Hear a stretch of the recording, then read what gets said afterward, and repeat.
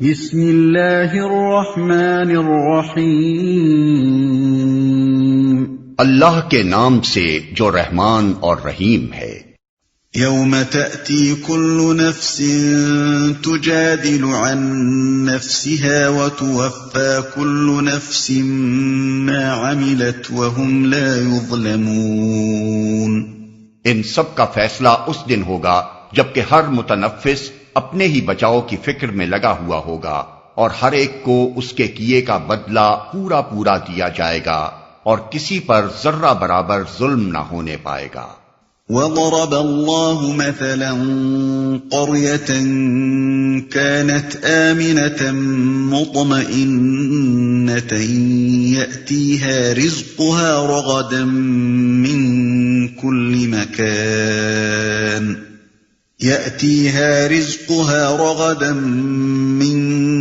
كل مكان فكفرت بأنعم الله فأذاقها الله لباس الجوع والخوف بما كانوا يصنعون۔ اللہ ایک بستی کی مثال دیتا ہے، وہ امن و اطمینان کی زندگی بسر کر رہی تھی اور ہر طرف سے اس کو بفراغت رزق پہنچ رہا تھا کہ اس نے اللہ کی نعمتوں کا کفران شروع کر دیا۔ تب اللہ نے اس کے باشندوں کو ان کے کرتوتوں کا یہ مزہ چکھایا کہ بھوک اور خوف کی مصیبتیں ان پر چھا گئیں۔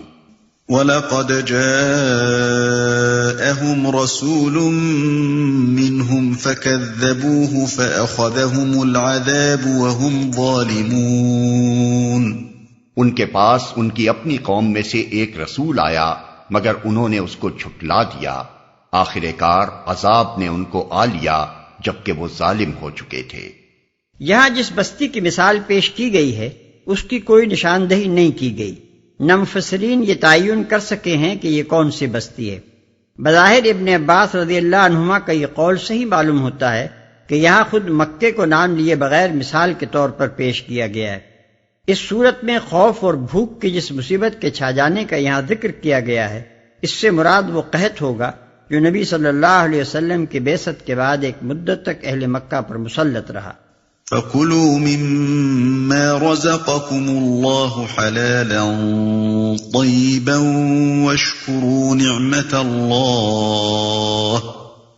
وَاشْكُرُوا نِعْمَةَ اللَّهِ إِن كُنتُمْ إِيَّاهُ تَعْبُدُونَ۔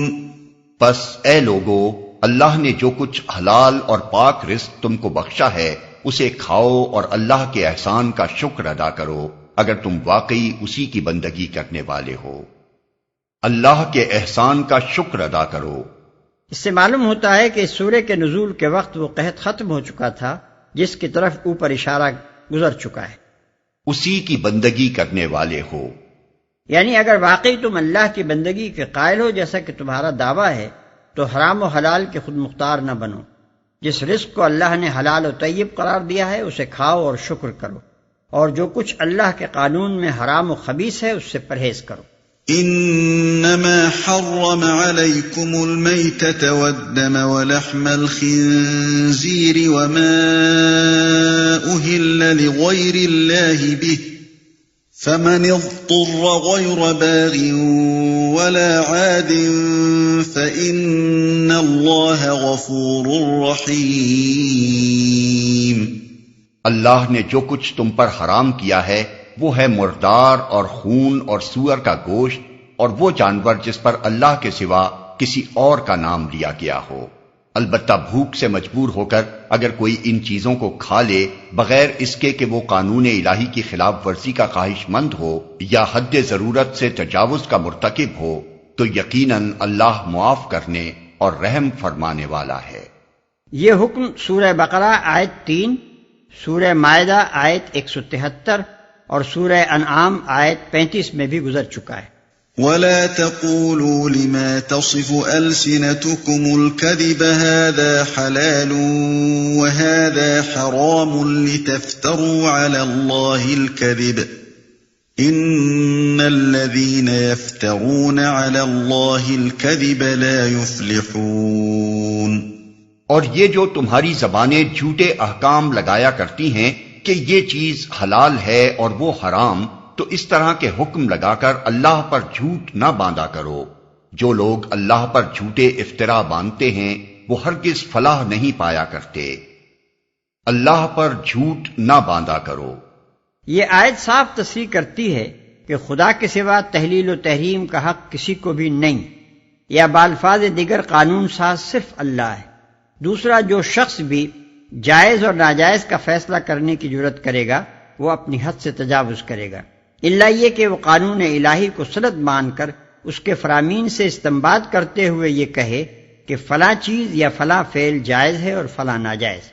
اس خود مختارانہ تحلیل و تحریم کو اللہ پر جھوٹ اور افطرا اس لیے فرمایا گیا کہ جو شخص اس طرح کے احکام لگاتا ہے اس کا یہ فعل دو حال سے خالی نہیں ہو سکتا، یا وہ اس بات کا دعویٰ کرتا ہے کہ جسے وہ کتاب الہی کی سند سے بے نیاز ہو کر جائز یا ناجائز کہہ رہا ہے اسے خدا نے جائز یا ناجائز ٹھہرایا ہے، یا اس کا دعویٰ یہ ہے کہ اللہ نے تحلیل و تحریم کے اختیارات سے دستبردار ہو کر انسان کو خود اپنی زندگی کی شریعت بنانے کے لیے آزاد چھوڑ دیا ہے۔ ان میں سے جو دعویٰ بھی وہ کرے وہ لامحالہ جھوٹ اور اللہ پر افطرا ہے۔ متاع قلیل ولہم عذاب علیم۔ دنیا کا عیش چند روزہ ہے، آخر کار ان کے لیے دردناک سزا ہے۔ وعلى الذين هادوا حرمنا ما قصصنا عليك من قبل وما ظلمناهم ولكن كانوا أنفسهم يظلمون۔ وہ چیزیں ہم نے خاص طور پر یہودیوں کے لیے حرام کی تھیں جن کا ذکر ہم اس سے پہلے تم سے کر چکے ہیں، اور یہ ان پر ہمارا ظلم نہ تھا بلکہ ان کا اپنا ہی ظلم تھا جو وہ اپنے اوپر کر رہے تھے۔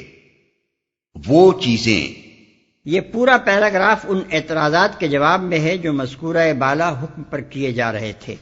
کفار مکہ کا پہلا اعتراض یہ تھا کہ بنی اسرائیل کی شریعت میں تو اور بھی بہت سی چیزیں حرام ہیں جن کو تم نے حلال کر رکھا ہے، اگر وہ شریعت خدا کی طرف سے تھی تو تم خود اس کی خلاف ورزی کر رہے ہو، اور اگر وہ بھی خدا کی طرف سے تھی اور یہ تمہاری شریعت بھی خدا کی طرف سے ہے تو دونوں میں یہ اختلاف کیسا ہے؟ دوسرا اعتراض یہ تھا کہ بنی اسرائیل کی شریعت میں سب کی حرمت کا جو قانون تھا اس کو بھی تم نے اڑا دیا ہے۔ یہ تمہارا اپنا خود مختارانہ فعل ہے یا اللہ ہی نے اپنی دو شریعتوں میں دو متضاد حکم دے رکھے ہیں؟ اس سے پہلے تم سے کر چکے ہیں۔ اشارہ ہے سورہ انعام کی آیت وَعَلَى الَّذِينَ هَادُوا حَرَّمْنَا كُلَّ ذِي ظُفْرٍ الآیہ آیت 146 کی طرف، جس میں بتایا گیا ہے کہ یہودیوں پر ان کی نافرمانیوں کے باعث خصوصیت کے ساتھ کون کون سی چیزیں حرام کی گئی تھیں۔ اس جگہ ایک اشکال پیش آتا ہے۔ سورہ نحل کی اس آیت میں سورہ انعام کی ایک آیت کا حوالہ دیا گیا ہے جس سے معلوم ہوتا ہے کہ سورہ انعام اس سے پہلے نازل ہو چکی تھی، لیکن ایک مقام پر سورہ انعام میں ارشاد ہوا ہے کہ وَمَا لَكُمْ أَلَّا تَأْكُلُوا مِمَّا ذُكِرَ اسْمُ اللَّهِ عَلَيْهِ وَقَدْ فَصَّلَ لَكُمْ مَا حَرَّمَ عَلَيْكُمْ آیت 119۔ اس میں سورہ نحل کی طرف صاف اشارہ ہے کیونکہ مکی صورتوں میں سورہ انعام کے سوا بس یہی ایک صورت ہے جس میں حرام چیزوں کی تفصیل بیان ہوئی ہے۔ اب سوال پیدا ہوتا ہے کہ ان میں سے کون سی سورہ پہلے نازل ہوئی تھی اور کون سی بعد؟ ہمارے نزدیک اس کا صحیح جواب یہ ہے کہ پہلے سورہ نحل نازل ہوئی تھی جس کا حوالہ سورہ انعام کی مذکورہ بالا آیت میں دیا گیا ہے۔ بعد میں کسی موقع پر کفار مکہ نے سورہ نحل کی ان آیتوں پر وہ اعتراضات وارد کیے جو ابھی ہم بیان کر چکے ہیں۔ اس وقت سورہ انعام نازل ہو چکی تھی، اس لیے ان کو جواب دیا گیا کہ ہم پہلے یعنی سورہ انعام میں بتا چکے ہیں کہ یہودیوں پر چند چیزیں خاص طور پر حرام کی گئی تھیں، اور چونکہ یہ اعتراض سورہ نحل پر کیا گیا تھا اس لیے اس کا جواب بھی سورہ نحل ہی میں جملہ معترضہ کے طور پر درج کیا گیا۔ ثم ان ربك للذين عملوا السوء بجهالة ثم تابوا من بعد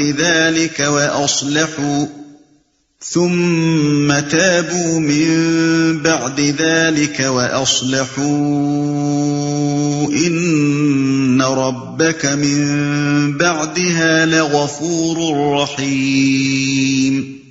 البتہ جن لوگوں نے جہالت کی بنا پر برا عمل کیا اور پھر توبہ کر کے اپنے عمل کی اصلاح کر لی تو یقیناً توبہ و اصلاح کے بعد تیرا رب ان کے لیے غفور اور رحیم ہے۔